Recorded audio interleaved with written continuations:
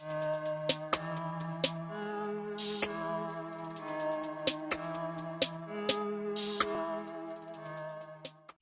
ladies and gentlemen, and welcome to the Chosen Podcast with me, Daniel. And me, Mark. And today we have a special guest who goes by Jim. Jim is a musician, a friend, and worst of all, a Spurs fan. Before we get into this episode, can you please like, comment, and subscribe? It would be really, really, really appreciated by me and Daniel. But today's episode is all about football. The Premier League has just started. And Jim, I'm sure you know, Dan, being his friend, is a whiz on football, right? He is indeed. That's why we chose him to be our football expert for the day. Yeah. So without further ado, guys, let's just get into the episode. Right, Jim, welcome to the podcast, my friend. And today we're just going to speak everything about football. So first of all, who do you support and why? Oh, straight in. Straight in, no messing. We're not mucking about. Right, so for my sins, I'm a Spurs fan. I know. The conflict. I know. But you know what's really weird? I mean, like, because I'm 1 or 2 years older than you guys. My first introduction to Spurs was I was taken to a game when I was quite young. And I didn't have that much interest in football. I kind of liked it a bit. But there was this really cool guy who had his socks rolled down when he played. And he just looked like the business. He looked like he didn't care. And he had like, mad skills and all the rest of it. But it was more how he looked physically. He just looked like he was just walking about and just every now and again do something really, really cool. And that was Glenn Hoddle. So I was like, this is the coolest guy I've ever seen in my life. I want to be this guy. And then, anyway, we watched this game. Spurs won 1-0, but me and my dad got there late, so I missed the first goal. So it actually turned out that I watched the 0-0. Oh, mate. Do you remember who it was against? No, I don't.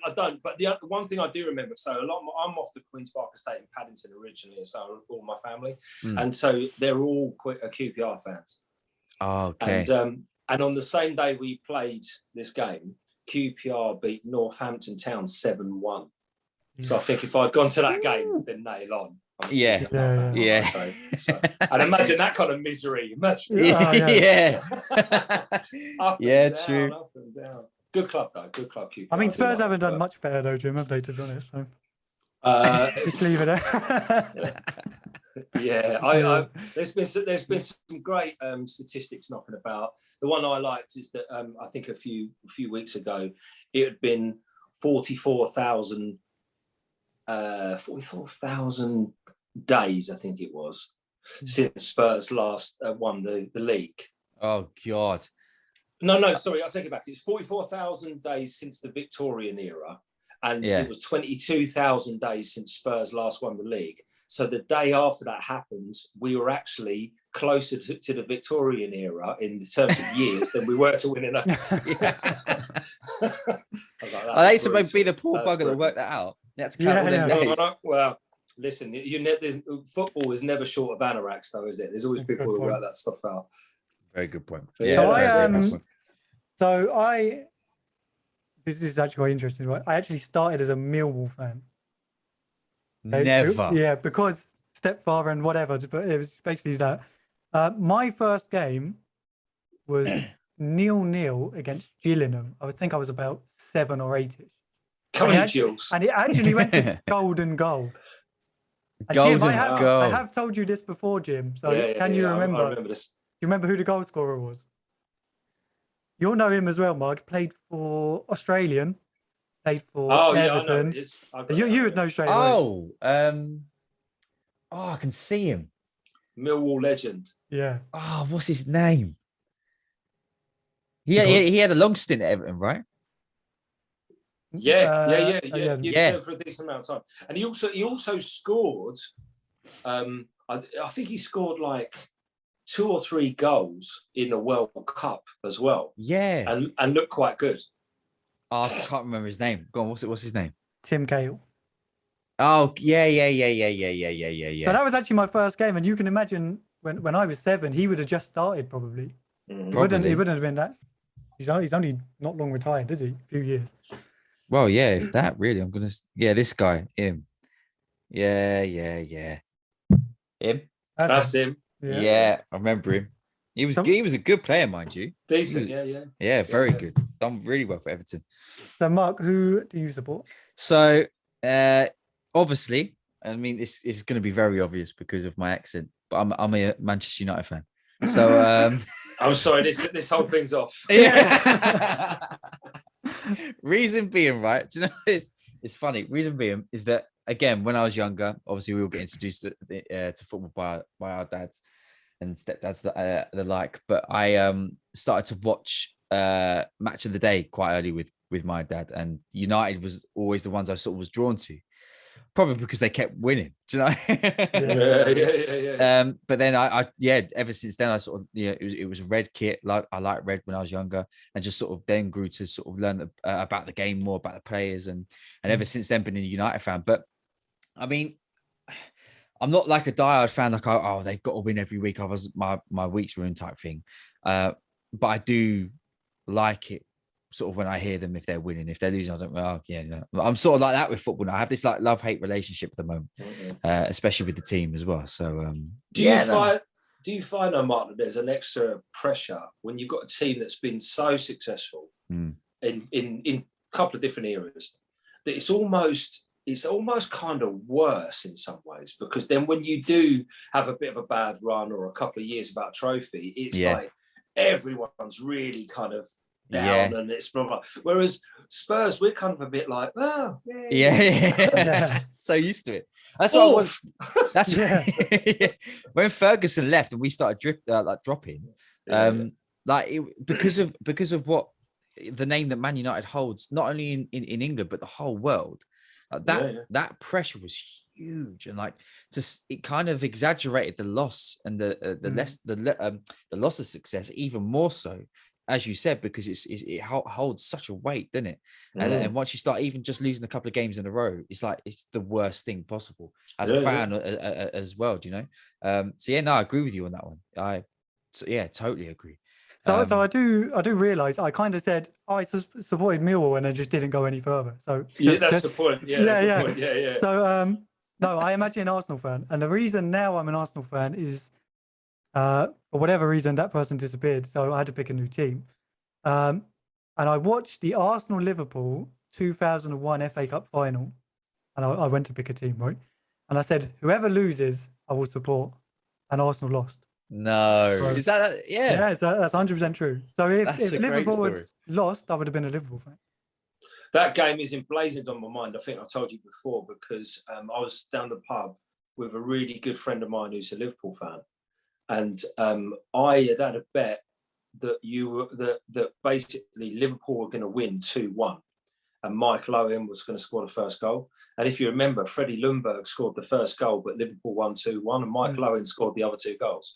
It's like, how's your luck? How's your luck? Exactly, yeah. Owen must have been so. I never watched him play live anyway, but he must have been wicked to see play football. Like, I mean, more so when he was very young. I saw him play live maybe 4 or 5 times, and he was just rapid. He was so quick, and he looked like basically a 14-year-old had wandered onto the pitch, but who was quicker than everybody else. And so no one could get near him. He was like, literally, you couldn't tackle him, you couldn't do anything. And his balance was really good. But he was, I mean, admittedly, he wasn't. I wouldn't say he was a technically great player. He was very, very quick, and he was very sharp. And he was a goal scorer. But you saw when he had his injuries later, how when he lost his pace, that was kind of the jig was up. You know that was it. Yeah, no, I totally agree with you. Because he went to United, he wasn't very good at United, was he? No. Although he did score that goal against was it City in the FA Cup final, and he scored the winning goal for United. God, do you know what? I don't remember that. Come on, Mark, you're supposed to be a United Mate, fan. this is what I'm saying. I'm supposed to be. Yeah. I remember he scored one goal, and it was like I think it was the FA Cup final, and he won you the game, and it was like he's been kind of bang average all season, hasn't really played, and then comes on in the cup final and scores, and you think, well, there you go. Beauty, yeah. I'll have to it's check worth it. Worth the fee. Yeah. I was excited when he came to United, mind you. I was excited because I thought I've rated him a lot as a player. And I was excited to see what he could do. But I mean, how many years ago was that now? We're talking ages now. Yeah, this is huge. Yeah. Yeah, literally. I still Mad. remember when United played Millwall in the FA Cup final. Remember that? I think it was 2004 or something like that. Mm. And I remember wanting Millwall to win that. But yeah, Did you? Yeah. I think you battered them in the end. I think, wasn't it? I think so. Let me check what the score. I think that was 4-0. Yeah, and didn't Ronaldo? He done that flick from the corner, didn't he? Where it Can't remember. was just like mental. Something like that. Yeah, they even tried it as well. I remember that. You know the flick where you flick your other foot behind your foot, and then you flick. I don't know what they call it. Is it the Rabona? Is it the Rabona? That's it. Yeah. And he done that from a corner and crossed it all the way in. I remember being like, how only do you Ronaldo do that? can pull that off, innit? Only he can pull that off. But that was amazing. Yeah, crazy history, man. Talking about legends, I suppose. I know I'm going to beat around the bush a little bit down on the on the list of things, but go on. The biggest thing, Messi leaving Barca. What do we reckon? Moving to PSG. How skint of Barca? That's the only thing you can draw from that. That is a very good question. So interesting that you say that, Jim, because literally about an hour ago, I read a article on it, and they said they're in 1.3 billion euros of debt, and they said they've had to sort of wean out all these people, pointless employees, basically. And they said there was a guy being paid 8 million euros. I don't know if that's a year or what it is, to scout players in South Africa. I mean, that seems a bit of a waste of money to me. How many huge South Africans do you know, football players? Yeah. Not disrespecting anybody. I'm just saying. But to give £8 million to someone to do that is a lot of money. But the Barcelona were hemorrhaging money because you think, they must have 60 pros on their books. And unlike, say, I don't know, like in the English Premier League, our reserve sides will play in a reserve league, which is fairly meaningless and this, that, and the other. And I know there's pros and cons this, but in La Liga, your reserve side plays in La Liga B. It plays in basically the Championship, right?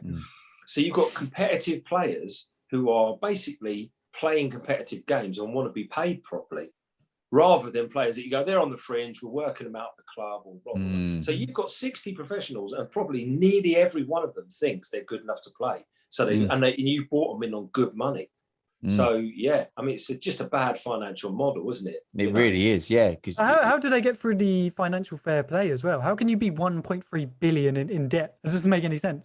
Are you suggesting that teams like Man City, PSG, Barcelona, who've been through the process of financial fair play, have in some way not been entirely honest about their finances? Maybe just a little bit, or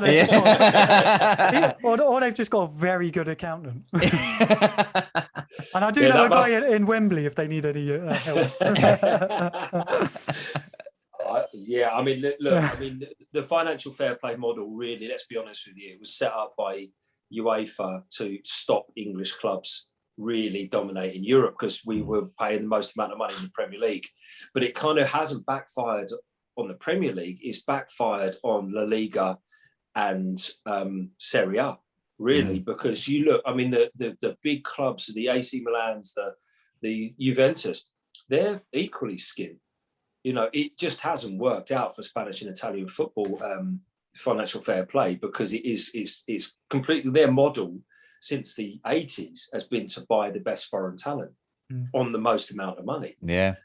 So, it was aimed really, Platini made it quite clear that it was aimed at kind of stopping the dominance of the Premier League in the sort of 2010 to 2015 era, but it actually did the opposite. It killed, in my view anyway, La Liga and Serie A. Yeah.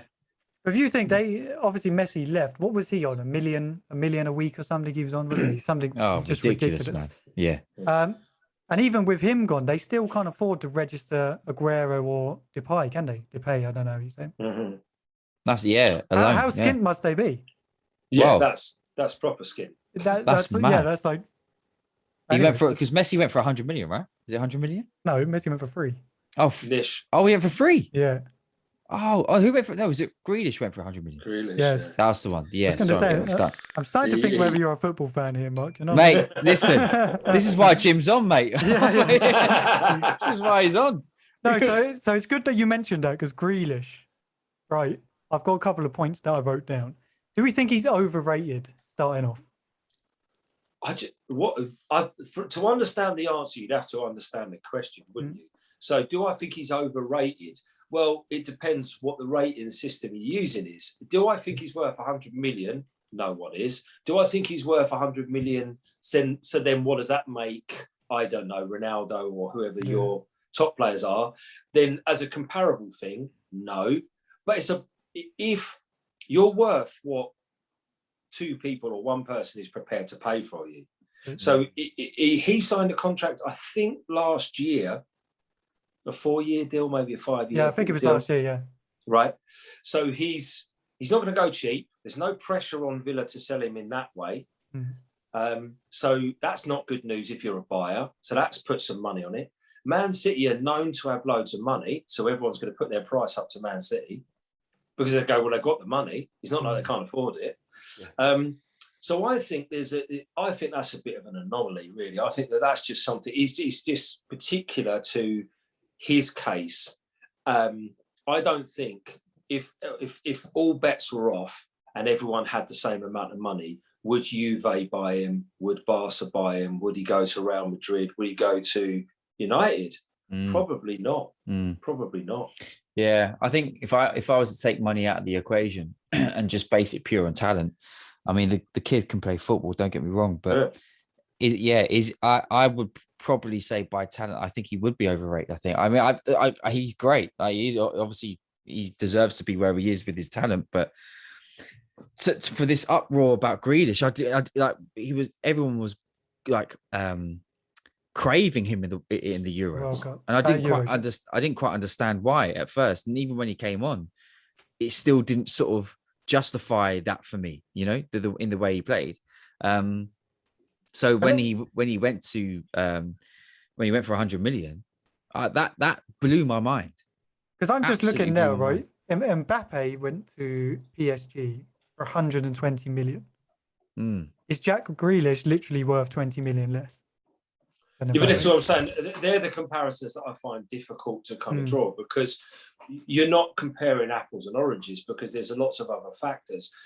I think, for me personally, one of the things that I think I'm confused by, which maybe plays in a little bit of is he worth the money, is why would Man City want to buy another left-sided midfielder, attacking midfielder?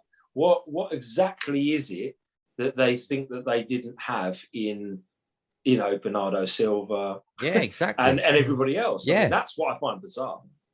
Yeah, they're trying to find it in Grealish, which for me is a bit, I don't know. I can't get my head around it. I just can't. So would you say then that was great business by Villa or a good signing by City, if you had to pick one? I think I'm going to give you a short answer, because I don't think there's a holistic one. I think it's obviously decent business by Villa. Extremely.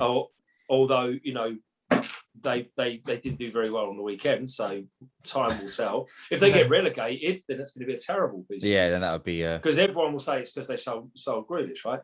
But in terms of Man City, I think there's a bigger argument here, and Man City need to, as a club and as an entity, they need to rebrand themselves all the time. So in terms of a company that turns over several billion and want to be a world leader, think as well where the World Cup is in Qatar and all the rest of it, and who owns Man City and what that would mean to. So as a branding exercise, which is really the way you should see this as well. It's not just about football. It's about football's branding. a business. Football is a huge business. Yeah.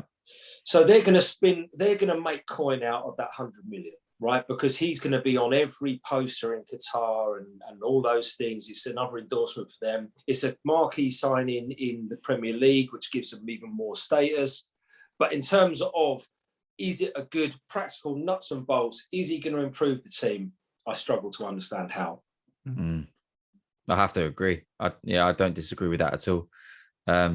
I think, yeah, if it proves that 100 million that they have received and it goes well for them, then great business, as you said. But I'd love to see how City utilize Grealish. I really want to see how they do that and how that benefits them. And then we'll see if it's worth it. Yeah. Away from the business side of things. So I think you're right, Jim.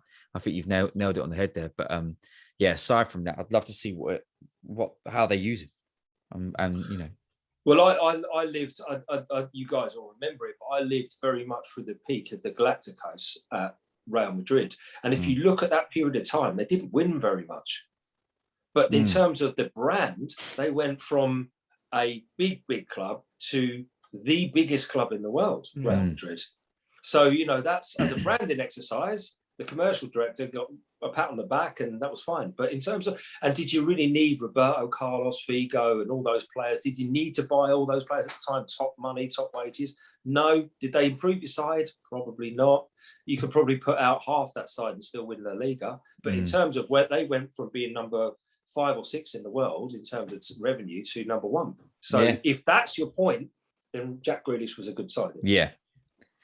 Oh, I just want to quickly go back to Messi. So is Messi the best free agent signing ever? Or free transfer? Free agent, free transfer? I mean, that's a subjective point of view, I think. Do we think? I think Messi...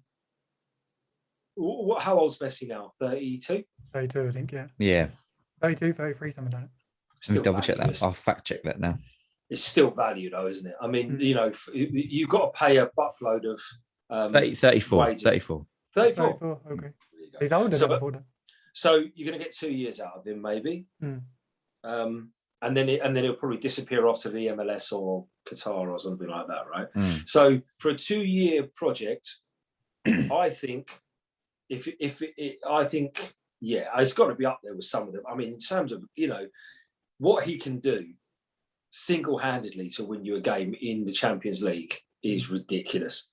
And you know, the idea that you would have Kylian Mbappe running at you at 400 miles an hour and he slips it to the little lad who just takes on 6 players and smashes it's just scary, isn't it? It's scary. Absolutely lethal, man. But that's why I'm really hoping that Arsenal don't get them in the Champions League. Oh, no. All right, just ignore that.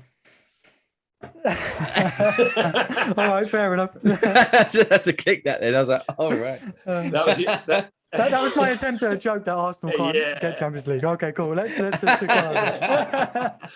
listen. We're in the UEFA plate or whatever they call it. Europa wooden spoon or something it's called, isn't it? Listen, I can't mock Jim because we couldn't even get into that. So, but I have 2 free transfers that I think were brilliant. Free transfers, right? So this player went from City to Liverpool in 2015 and he is still there. And he was a free transfer. English. Where from, sorry? From Man City to Liverpool. To Liverpool. Oh, James Milner. Yes, correct. Yeah. James Milner. That's a brilliant signing. That's on a free transfer. Decent bit of business, yeah. Because he's not like a flash player, is he? But he is solid. He's a solid player. He's solid, yeah. Consistent, I think. And the other one went from Spurs to Arsenal in 2001. Great signing. Great signing. I'm sorry, there must be something wrong with the thing again. Mr. Sol Campbell. No, listen, I mean, you know, club rivalry aside, in terms of Spurs, where we were and where you were at the time, and in terms of his aspiration, I suppose, and I think this speaks for a lot of players, Grealish and all the rest of it. I totally get it. Why wouldn't you want to go and win trophies for the team? My argument is always, why don't you try harder to win trophies in the team you're in rather than... But, you know, okay, assuming that he didn't think... And in fairness, when he went, we were very much a 9th in the Premier League, quarter-final in the FA Cup type team. So, you know, although we don't like it, I can see the logic behind it. So there's nothing wrong with that free transfer. I think maybe what's disappointing in his case is that he engineered the free transfer. Yeah. And I think it'd be fair to say that Messi was almost a victim of the free transfer. I think he just assumed he was going to get signed again by Barcelona, right? I think he 100%. agreed. What did he agree? A 4-year deal, but he was only going to get paid 2 years' wages or something. So he wanted to stay, didn't he? Mm. Of course, they just couldn't afford it. Yeah, that's just mad, bonkers, isn't it? That is crazy. Going on transfers, Jim, this is obviously a big one for you. Do you think Harry Kane is going to leave? Yeah, Gary Neville said at the weekend that not seeing Kane at the game, he takes that as he's gone. Well, look, obviously we've rumbled on and we've gone past the game, haven't we? But so I'll try the Harry Kane. I'll try and do it quickly because obviously it's a huge, and you could do one whole episode of this. Literally, yeah, you really could. That. But what I think is telling is that it's very normal for players on the first day of training in the modern era to tweet something saying, "Great to see the lads again," and a video or a picture of the couple of the lads training, right? Yeah. He didn't do that. It's very normal for the players who are not in the team, especially if they're the big names, captains, vice captains, whatever, when you beat a team like City, for them to say something like, tweet something like, "Oh, buzz him for that victory, come on you Spurs, blah, blah, blah," right? He didn't do that. I don't think in my mind there's any doubt that I think he wants to leave. Possibly that I think I can resign myself to that. I just think he forgot who he works for. It's Daniel Levy. You're not just going to walk out like that. I think it wouldn't surprise me if next year he goes. But I think if you're Daniel Levy, you've probably sat him down and said, "Look, we've just had COVID. No one's got any money. So whatever we sell you for is going to be 20% less than the market. Why would we sell you now? You give me 1 more year, the prices will go back up. We'll definitely get our 150 and you go with our blessings." I think that's the conversation they're having now. And I think it's beginning to dawn on Harry Kane. And bear in mind, his agent is his brother. It's beginning to dawn on them. Yeah. He's not like a top flight kind of, clever kind of corporate lawyer. He's his brother. And I think it's beginning to dawn on them now that, okay, we might have played this a bit wrong. We didn't go for the full "I want out" and give you exclusive to the Sun and force the move. He's tried to stay on the fans' side, but then he hasn't come out and made the fans feel any better about things. So I think he wants to go, probably. And I can see that. He's 28. So next year, he's 29. Let's imagine he scored on average 23 goals a season, every season in the last 7. And he's won the Golden Boot 3 times, and he's won the most assists as well last year. He's probably thinking, I can do 1 more year, score another 20-odd goals, and then I go at 29 for decent money, and I get my big move, and that'll be me. The difference is I don't know whether it will be at that time in City's interest to buy him. So it might be somebody else. But I just thought it's not a seller's market at the moment. Why would you sell somebody and get less money? So I think he wants to go, Dan, but I just think that there's only a couple of people who can afford him.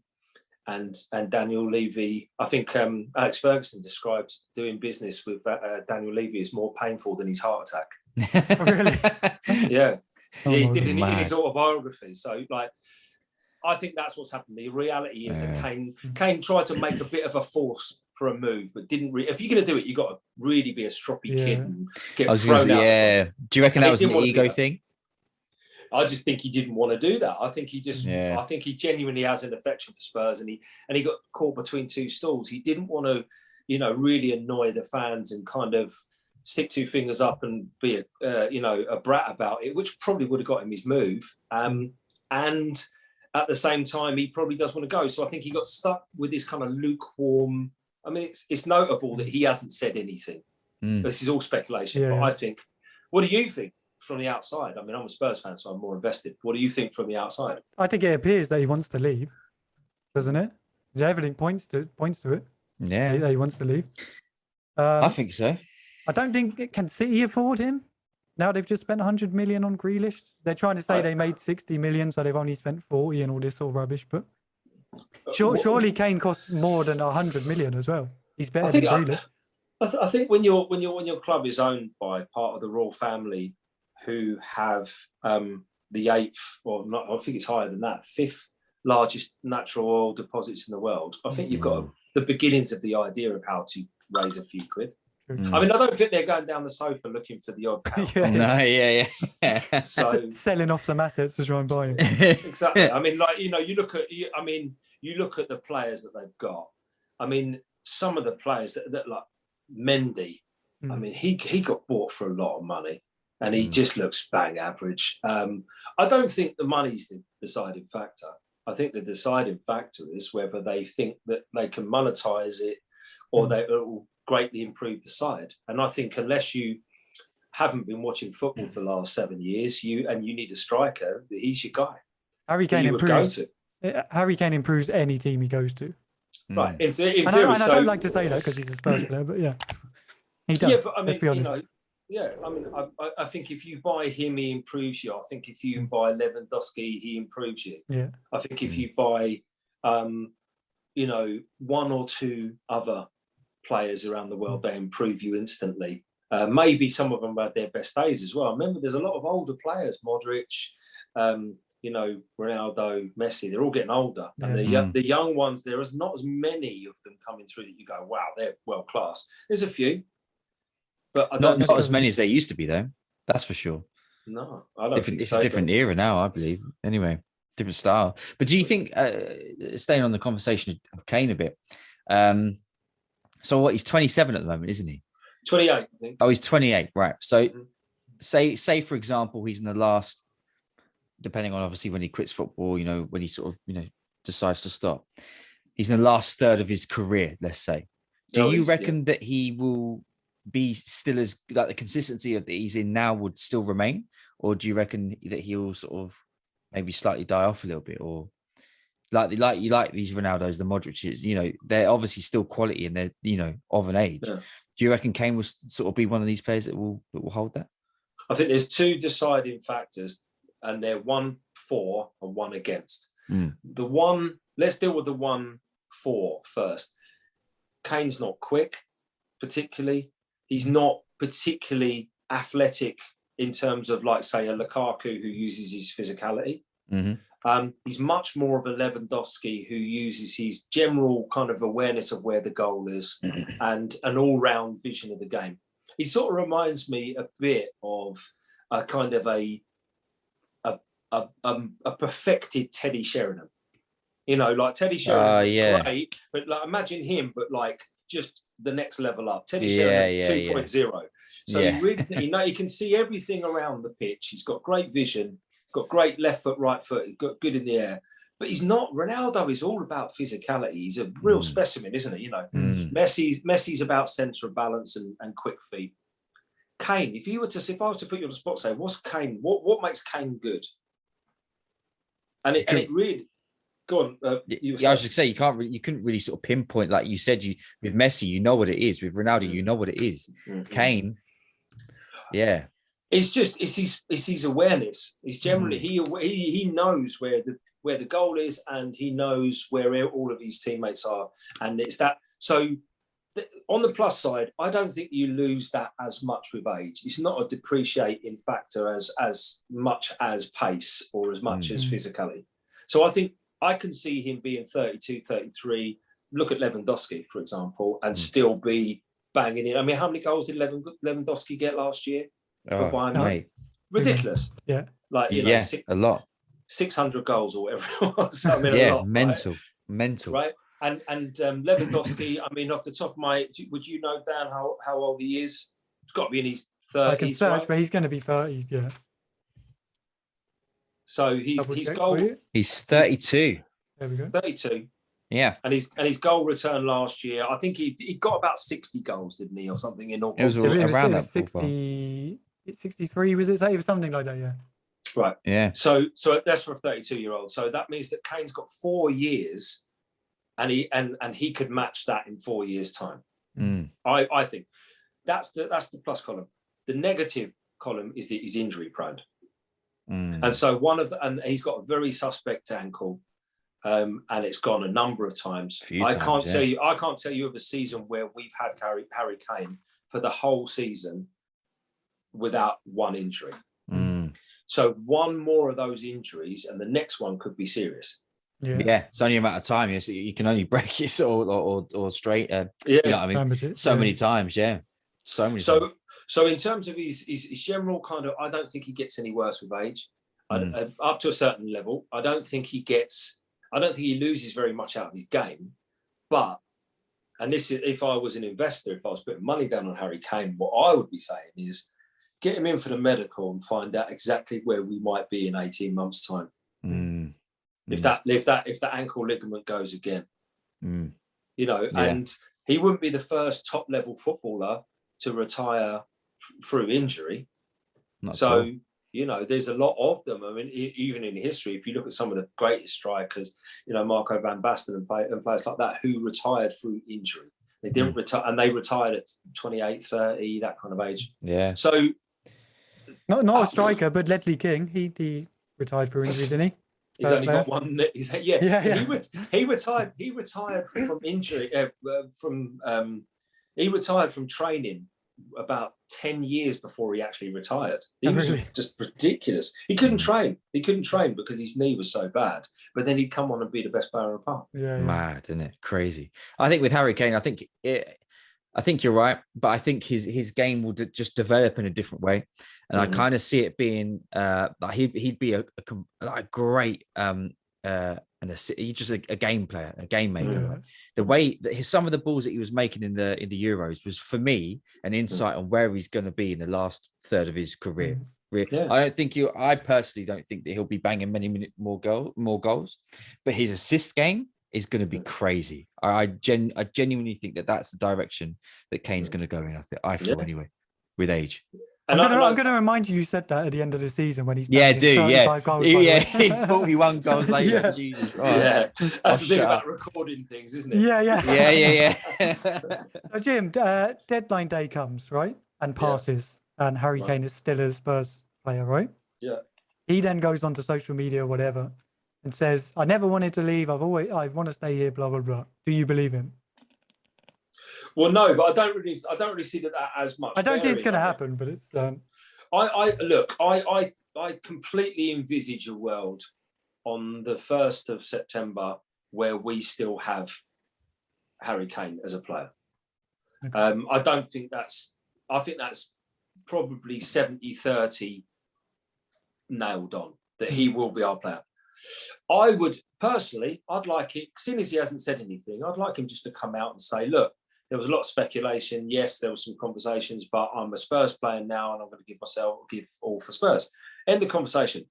If he comes out and starts kissing the badge and doing all those things, it would be weird because he's not that kind of player anyway. He was never doing it when he was 23. So why would he do it now? So I think I can't see a way where he really upsets the Spurs fans that much. I mean, there will be a few, obviously, and I'm sure there'll be a little bit of bristling. I mean, it was reported at the Man City game, weren't the City fans singing Harry Kane wants to be a Blue, and then at the end of the game, when we were like a couple of minutes to go, the Spurs fans were singing, "Are you watching Harry Kane?" So there's obviously a little bit of, not niggle, but there's a bit of, okay, mate, you know, you want to go to these lot, we're beating them. Yeah, true. So not every fan's going to welcome him back and blah, blah, blah. But I just hope that he does come, if he stays with us, he just doesn't say very much and just gets on with playing the game. Because the only way he can really, for me, devalue himself is if he comes out and starts doing all this, I was never going to leave, I love that, because that's nonsense, you know. But do you think he has to address something, though? Or do you think he just carries on? Doesn't say anything? Not really. I think he needs to. I think he probably needs to come out and say, "Listen, you know, there's been a lot of speculation, but the best thing, I just want to move ahead now, and I just want to get on with it." And then I think he wants to score a couple of goals in vital games, and no one will give much of a damn about it. That's what I think. It'll be over, I mean, look at Cristiano. Look at Cristiano Ronaldo at Man United when he wanted to leave, and he said, "I'm a slave," and all the rest of it. And then the following season, scored 40 goals or whatever it was. No, do you reckon they were booing him at the Stretford then? I doubt it. Yeah. Do you know what I mean? Very true. Yeah, very true. So I think it'll be interesting. Let's move on from Harry Kane because I don't really want to talk about Spurs for too much longer, to be fair. Right, so this is a question for all of us. And I actually want to write this down. I'm going to write down your two answers I'm going to look at Whoa, this. it's going to make it official. I'm going to look at this at the end of the season to see how correct you were or how wrong you Oh, were. right. So let's start with Jim. We'll go Jim. Your top 6 for this season. Oh, that's. Do you want to do it like that, or do you want to do one each, or add because 6? Yeah, do your top 6. Do your top 6. Okay, so unless you need some time to, 6. if you need some time to think, I can move to Mark. Well, look, what? No, so not that I want to take over your podcast, but just 6 is a lot for me to. It's a big number for me to contemplate. So can we break it into 2 bits? Maybe do 6th, 5th, Yes, 4th, fine. and then the top 3, or Yep, something go like on. that. Yeah. Or 5th and 6th and the top 4. How about that? Yeah. Let's do that. Yeah. So okay. So 5th and 6th, I think I think on balance, looking on what we've got at the moment, although I think it will be difficult, I think it will be Spurs 5th and West Ham 6th. West Ham, okay. I didn't expect West Ham. I think they've quietly gone around building a very efficient team, which if it wasn't for the fact that at the end of the season they had some critical injuries to Antonio, Fornells and a couple of others, and they sort of phased themselves out of the Champions League spaces, they could have been in the top 4, I think. That's an interesting one. Yeah. I'm surprised by West Ham. So I would say my 6 is Spurs. Yeah. And my 5th is Leicester.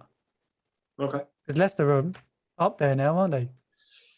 Well, they're doing well. I think they're definitely fighting the top 6, definitely. That's who I have. Yeah. I think my similar. My 6th is Leicester and my 5th is Spurs. Okay. I'd say that for me. So I'm already feeling the pressure about being in the top 6. Yeah. Yeah. Okay, so top 4. Yeah. I think the top 4 this season. Go on, stick your neck out. I reckon I think the winners. I'm torn. I'm really torn. I think it will be literally a fag paper in between the 2 of them. I think it will be so close. Is that I think it's going to be Chelsea will win the league. Jesus. Man City 2nd. Liverpool, and then Leicester. Chelsea to win the league. Interesting. Chelsea, Man City, and you'll notice that I didn't mention United. I did, Jim. I heard. Well, I didn't hear. Yeah, and I missed that one actually. I must admit. And I think it's because I do think United's.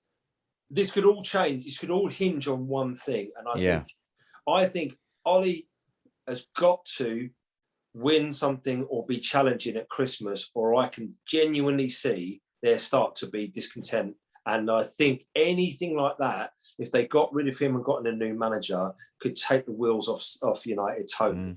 And that's so I think I'm willing to exchange Leicester for Man United if there's no turbulence, but I can just see that I think there's going to be a bit of a rocky road. Well, we've been teetering on that edge for quite a few years now, I think, and it can, as you say, if it goes one way, it will be very destructive to the team, I feel, and their success in the league. And go on, Dan. You first. I'm going. Well, I feel like mine's quite different from Jim's actually. I've got Chelsea as 4th.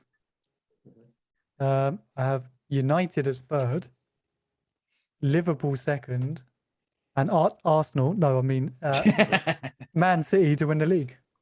Yeah, but I don't even have Arsenal in the top 6. I don't think we'll do it. Well, judging by their performance against Brentford, I was hoping we were just going to ignore that. To be honest, never. No, it was not a good start, and I think Arsenal's season is just going to be like that. I think. Yeah, do you reckon that's an insight to the season? I think by Christmas, Arteta has to be gone, doesn't he? I think he's got a big mountain. I mean, look at the next 2 fixtures. I mean, I just think you lose against Chelsea, lose against City, and I think you're staring down the barrel then. Yeah. I mean, I think you would have had a hard time anyway with playing City and Chelsea, but I think the Brentford game is just going to compound it. And I think if you get into the first month and you haven't got any points on the board at all. It's very Arsenal to then go on a run and win 5 or 6 games. But I just, looking at the team that you're running out at the moment, and usually you look at the bench and go, well, there's some good players to come back from injuries. Well, you've got Aubameyang and Lacazette who seem like they want to go. You've got Bellerin who wants to go. You've got Sacco who's good, but, you know, he's not going to carry a team on his own. I'm of all the teams that, you know, the established Big Six, I would say Arsenal at the moment look the most precarious, honestly. That's why they're not in my 6 at all. I can't believe the cheek of Arsenal being in that Super League. I can't believe it. Supposed top 6 teams. Do me a favour. Yeah, but in terms of in terms of branding, the business side of things, So who's your my 4th, I've put Chelsea. Oh, nice. I have. I've put 3rd, wishful thinking, but United. Then I've put 2nd, Liverpool, and City to win. We have exactly the same top 4. Okay.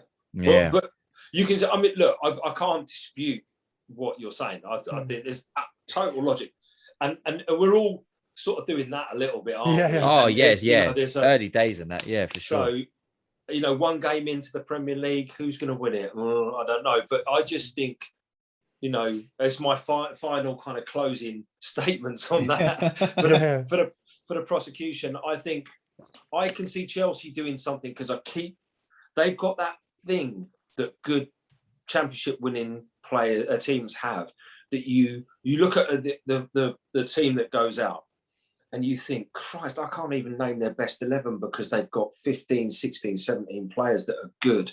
Now, Man City, you would say that, but there's definitely some ones in there that you go, if Man City are that good, why are they still playing Fernandinho? Yeah. You know, there's a lot of things you look at and you think, you know, Laporte can't get in the side. Mendy's dodgy, you know. I didn't think. I mean, Zinchenko for me had a good Euros, and they don't play him. I just think they got a lot of players that you think they're not going to get near that side. But then the flip side of that is you get Chalobah comes on this weekend for Chelsea, and looks like he's been playing the Premier League for all his life. You know, he's got a banger, to be fair.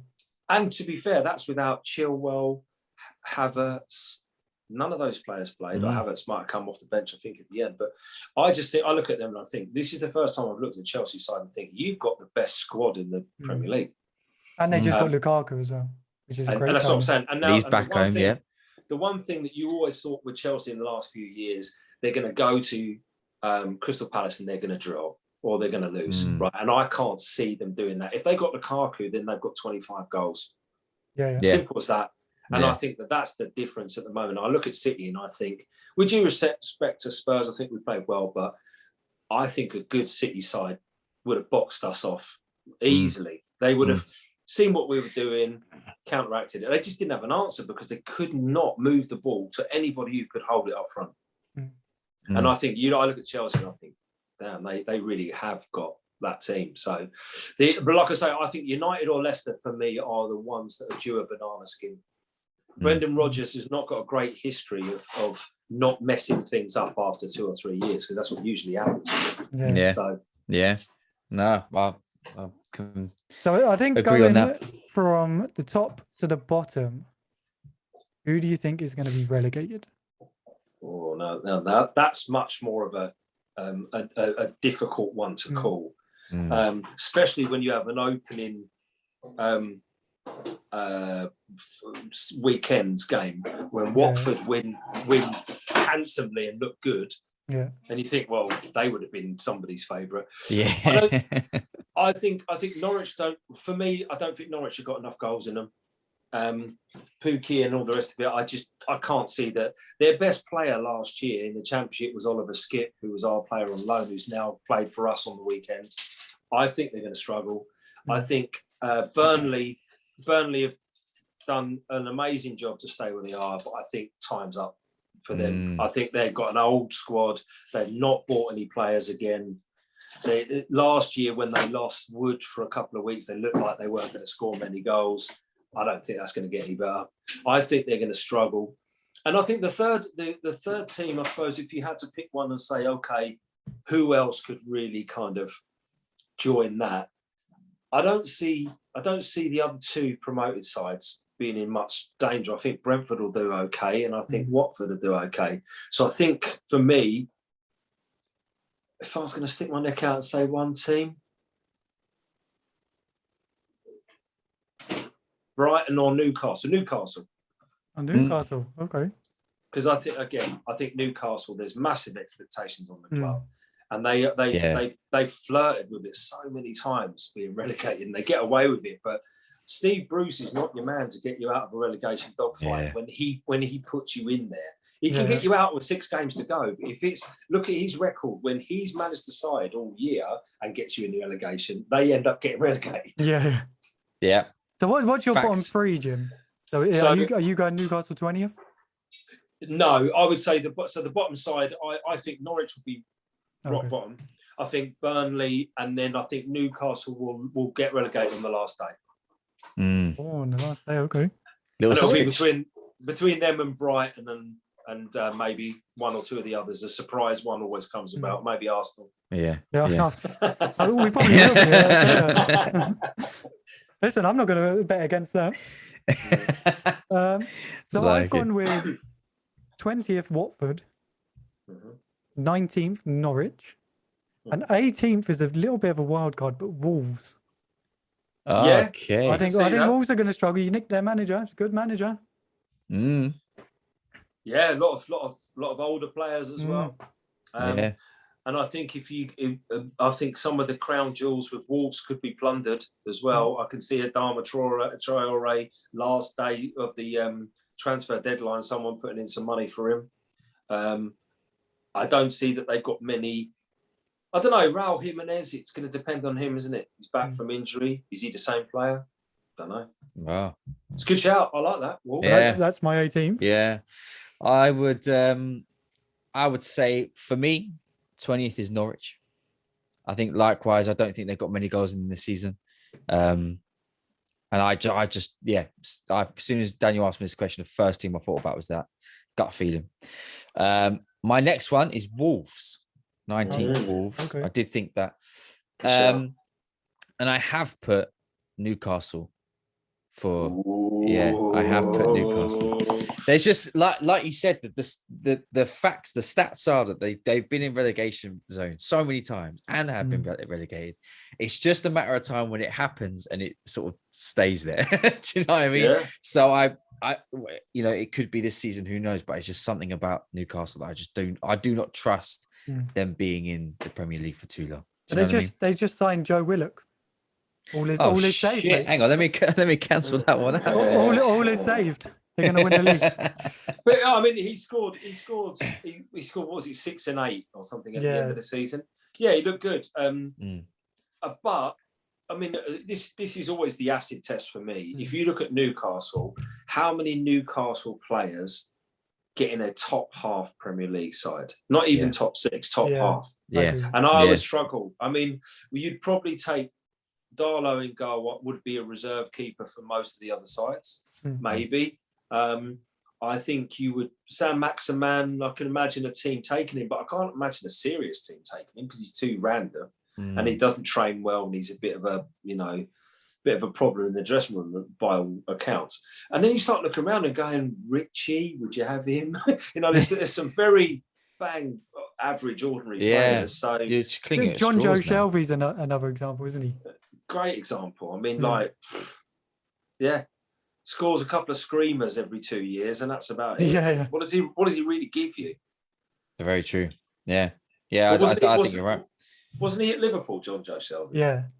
Before Newcastle, I think. Yeah. There you go. Yeah, that's all you need to know. So someone did take a punt at me. He was typical Sam Maximan. Oh, he's talented. Let's buy him. And they go, yeah, but he's not that good. Yeah. Do you remember who's the one that Liverpool bought at the same time they bought Andy Carroll? Joe Allen, was it? The Welsh player. Oh, yeah. And he was going to be, and they were calling him the Welsh Iniesta. And then he got found out pretty quick. And then he went to Stoke and then got relegated with Stoke and no one bought him. it's like, and I can see Newcastle have got a lot of those players, haven't they? That you go, if they went, some teams you look at and think, God, if they go down, we'll have. Yeah. Well, I hope we put a bid in for. I look at Newcastle and think, if they go down, there's not one player you would want to buy. Like Norwich, I think everyone would look at Max Aarons or, and Todd Cantwell, I think is a decent player. Burnley, okay. I think that McNeil is half decent. I think they usually have good. Tarkovsky, I think, is a good centre half to bring in. But I look at it and I think Newcastle, of that three, you're absolutely right, Mark. You look at them and you think, I wouldn't have any in their place. What, None of them, mate. No, like you said, not in the top half of the league at all. But Andy Carroll was a mental signing, wasn't he? Wasn't he like 50 million or something? Yeah, He was mental. I can't remember. It was the season they sold Torres as well, wasn't it? That's it, yeah. And I remember putting on social media at the time, I was saying selling Fernando Torres and buying Andy Carroll is like losing £1,000 and finding 10p down the bottom of the train. Yeah.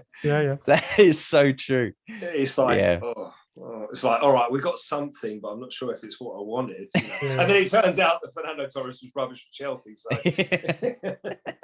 Fernando Torres was an amazing player, wasn't he? I don't know what happened to him at Chelsea.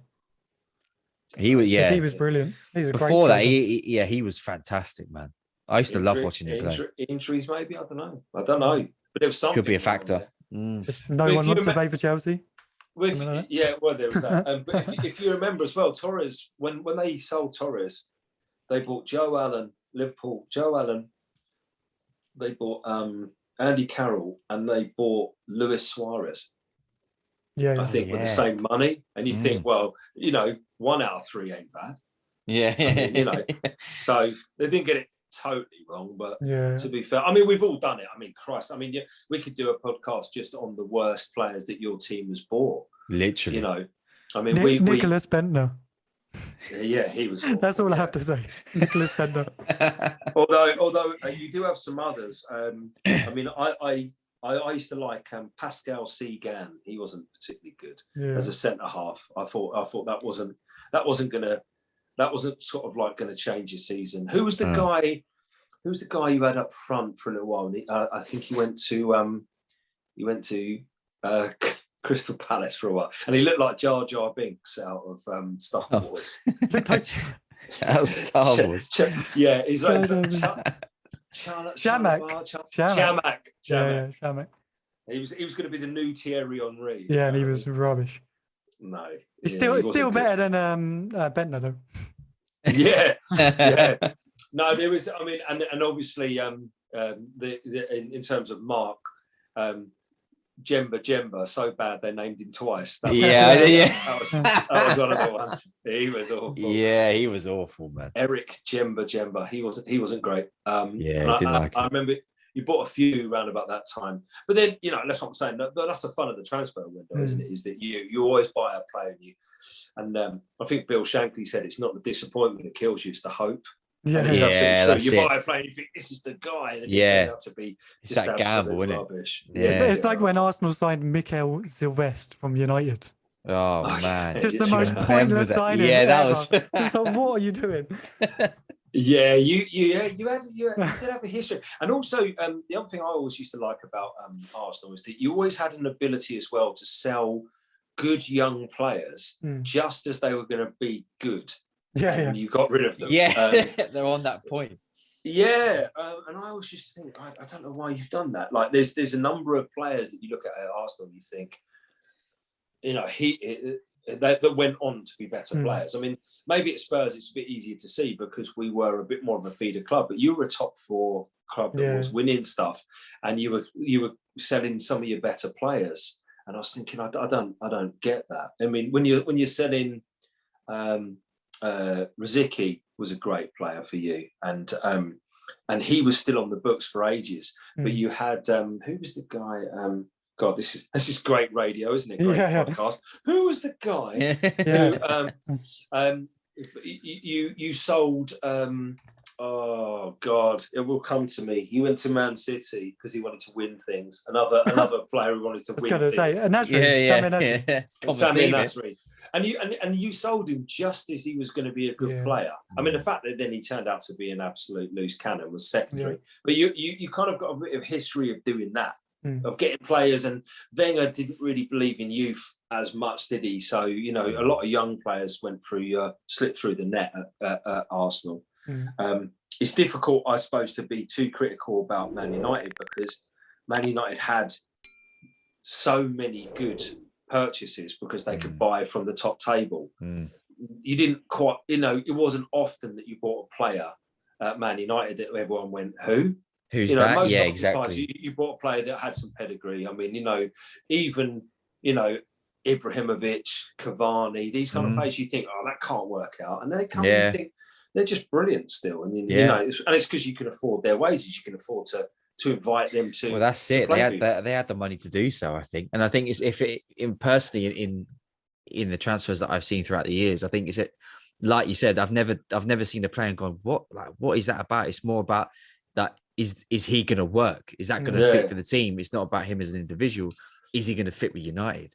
The style, the pace of the team, and that. You very, very rarely get it wrong. I mean, I must admit, I mean, at the moment, I don't understand the Donny van der Beek thing. I don't know why you bought him to sit on the bench, but he might have all the ability, just a really terrible attitude. You don't know. Maybe it's nothing to do with Man United. He might just be a terrible trainer, and you know, or he might just be unhappy and he doesn't want to be there. You know, and so he doesn't really turn up and do the job. But you know, he looked like such a player. I actually think, well, you don't become a bad player. There must be a reason for it. There has to be. Like it has to be within sort of your surrounding environment more so. Do you know what I mean? Yeah, maybe he just doesn't fit in. Maybe. Yeah, because like you say, you can't similar, just become a bad player. You just can't. If you can play the game, you can play the game. But you Arsenal, you've had a few of them though. I mean, like Özil apparently didn't get on very well with his teammates. Sanchez, when he was at Arsenal, he didn't have lunch or talk to anybody else, did he? He was famous for it. Although that was one that Man United got wrong. I was going to say, the only good thing with that is he was amazing for us. He went to United and was dreadful. Yeah, that's very true. That's very true. And I was gutted when he left, but after about half the season went by, and I was like, brilliant. Yeah. Good to get rid of him. I was gutted when he left because I think I had him in my fantasy league team. Oh God!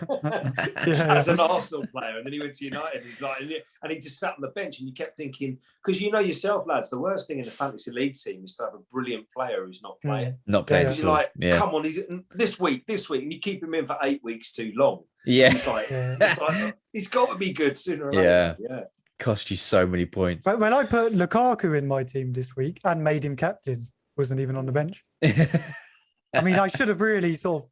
Didn't they only sign him? That, but yeah, it's like 2 days before or something, wasn't it? Yeah. I think that's a bit of a stretch to put in the team. I mean, it's a bit optimistic. That tells you how good I am at fantasy football. Yeah.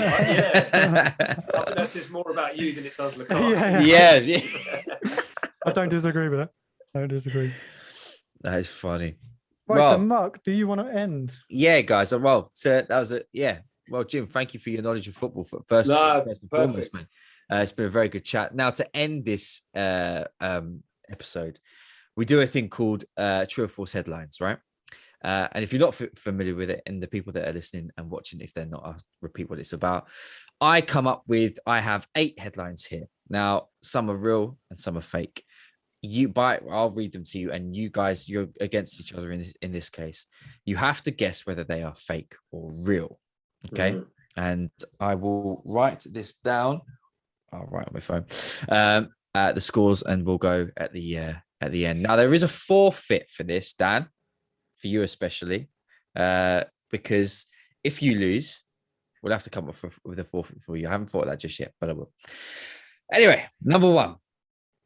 First headline. True or false? I got a greenish hairdo and was drowning in pussy. Now the bastard's got a trim and I'm back to wanking. Real or fake? I got to say that's true because there's no way you come up with that. Is it a? Do we both have a go at it, and it's whoever gets it wrong? Yeah. So yeah. We're against each other, Jim. That's 100% true, and I think I've even seen it.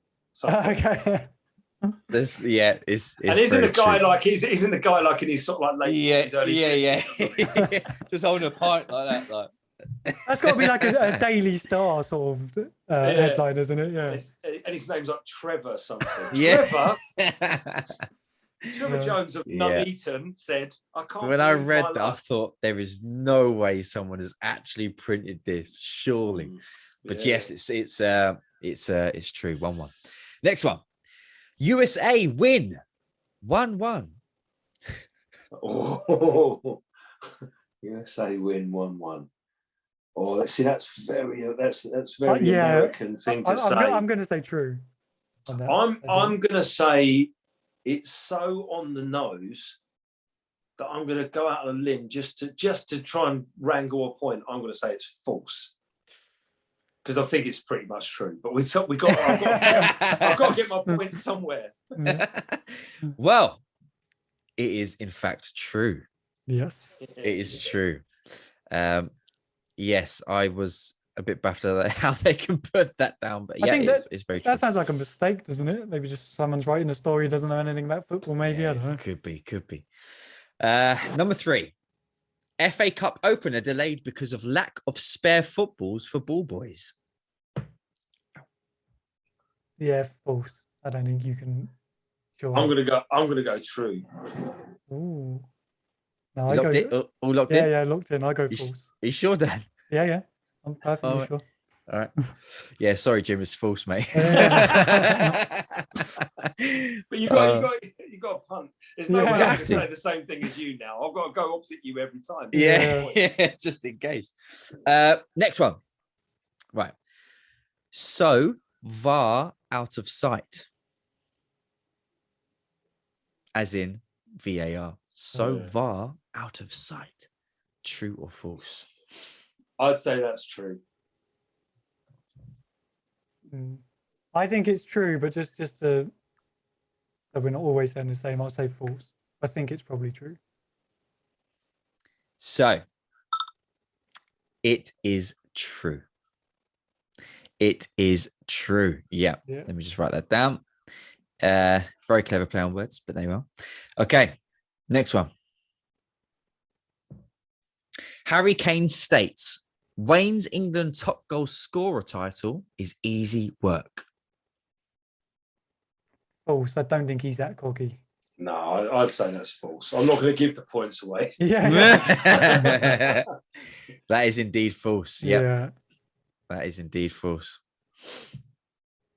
Next one. Ryan Giggs is at it again. He can't stop playing the field. I'm going to go true because hasn't he just got done for, cheating on his wife again or something, wasn't it? Or beating. Yeah, but I don't think that. I think this is a pun on something to do with fields. So I reckon it's him doing some farming or something like that. It's a typical kind of tabloid headline that they're using the salacious thing. So I'd say it's true, but it's not actually about. Yeah, because wasn't he building that house that looked like the Teletubby house or something? It would be something like that. Yeah, you might be right. Yeah, it's true. What did I say? False. Oh, I said true, didn't I? You said true. True. Okay. Yeah. It's actually false. Playing the field, I'll put a little pun in there somehow, Yeah, nice. Try and confuse you. I like that. So we have, so we've got 2 more to go. And the scores are Jim, you got 3 and Daniel got 4. Also, it could happen. We could see an 88th minute equaliser and a 91st penalty. Little tapping. Yeah, but what I could do to sabotage is just copy Jim. Then he can't win. If you want to be that guy, Dan. If you want to be that guy. Listen, a win's a win. Who cares how you get true. it? Listen, the game only lasts a few seconds, but your conscience lasts the rest of your life. And Jim will never let you forget it. Right, second to last one. Super Calais go ballistic. Celtic are atrocious. Yeah, true. You didn't come up with that. You might change the team, but you didn't come up with it. It's absolutely true, and it was Celtic versus Caledonian Inverness Caledonian Thistle in the Scottish Cup, and they beat them 1-0, I think it was, and that was the headline: Super Cuddy go ballistic, Celtic were atrocious. And because we used to joke about that, if you were like a sports writer, you would just put that in and then just put your notice in straight away with the go. It's not getting any better than that. That's as good as it gets. It's a great headline. Yeah, it's true. That's amazing that you got that, Jim. So the scores and doors are 4 to Jim, 5 to Dan. This is the last one. Here we go. England through to the final. Can you feel the love tonight, lads? Dan, I'll let you go first. England through to final, which is a fact. Can you feel the love tonight, lads? Question mark. See, I thought Harry Kane was pants in the Euros, but it fits. Yeah, I'm going to go true. Well, I'm going to have to go, Vegas or bust then, aren't I? I'm going to have to go false because otherwise I can't win. So I'm going to have to go false. Here we go. Jim. Yeah. 5-5, my friends. Come on. 5-5. It's the tiebreaker. He's thrown it all away. Oh, no. Oh, so Mate. Arsenal. Okay. Love that. Right, so I've got a tiebreaker question. It's a very simple question. It's just, do you know sorry, the lads, answer? internet's going. Sorry.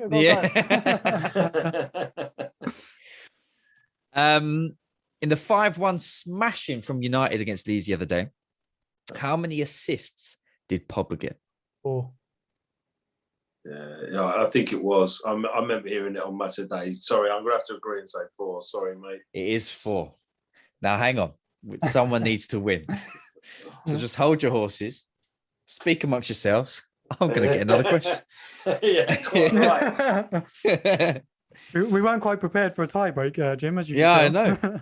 Yeah. No, well, to be fair, no, I don't think anyone would have seen that heroic comeback, to be honest with you.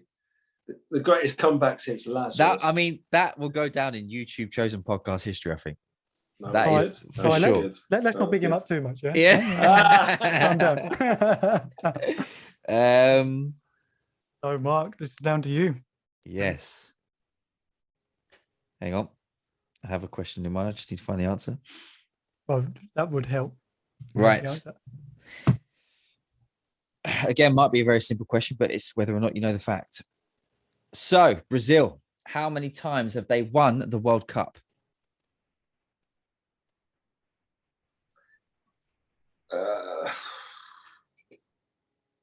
4. I think it is 4 actually. So, Oh my God, here we go again. well, no, it is because I think Germany won it to make it 5, which I think was the record. So, I'm going to just for the show, I'm going to say 4. Yeah. You can say 4, Jim. No, you can say 4. No, I can't because then you have to come up with yet another question. So I'll say 5 because I'm just maverick like that. Okay. I'm going to read you the sentence that is on my phone. Brazil have won 5 times. Yeah! Come on. It says that the only team that have played in every God. tournament, the other World Cup winners, are Germany and Italy with 4 titles each. I've had enough. That's amazing. That is hilarious. So, Danny boy. That has just confirmed that this podcast is not going out. It's just scrap. Literally never, ever going to stop going on about that. Yeah. Please don't. The Never let him greatest go. comeback in history, I tell you. That is awesome. Brilliant. Well done, Jim. Headline winner of this week. I think you've now got to, you've got whoever, as you go through the show, anybody who snatches defeat from the jaws of victory like that, it has to be given the Nicholas Bentler trophy for Yeah. for going from an unassailable winning position to losing. I've got nothing to say on the matter. Dan, you did so well, mate. So well. Oh, mate, I think I was like 4-2, and I was like, easy work. And now look. Good game. Oh, mate. Yeah, nice. there we Well, go. Jim, thank you so much for getting involved today, mate. We Thank really you, lads. appreciate Thanks it. for having us on. Yeah, you've been Appreciate great it. fun. I appreciate you, Jim. Yeah, man. You take care of yourself, mate. Yeah, and we'll catch up soon. You will. Yeah. Take care, lads. Thanks a lot. Cheers, Jim. Take it easy, mate. There we have it, guys. Thank you so much for watching and listening into this episode. Let us know in the comments your top 6 and your bottom 3. And I really hope we both do that you enjoyed this episode. And if you did like it, you can show us that by liking, commenting, and subscribing. We appreciate you. Thanks very much.